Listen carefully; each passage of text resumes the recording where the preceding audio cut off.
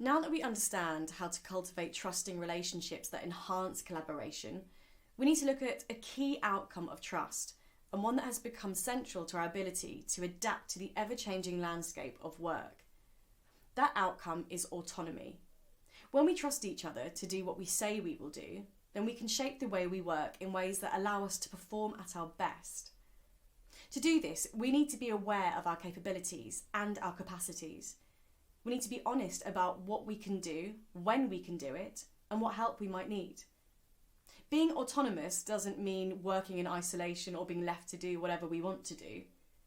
It means that we know what is required of us, that we know what and who we need to work with to succeed, and that we are trusted to produce results that speak for themselves instead of having our efforts monitored by others. If we show ourselves to be reliable, to work autonomously, then others won't feel the need to micromanage what we're doing.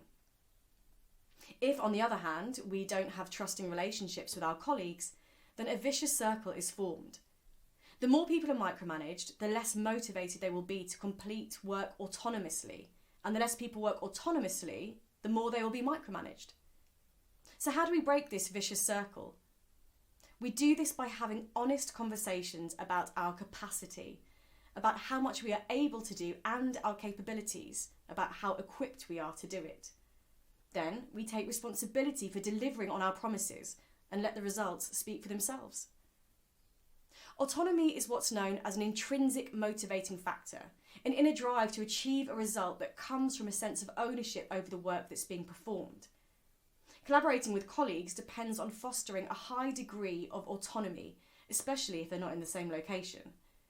So let's look at clear steps we can take to make sure that we are working with as much autonomy as possible.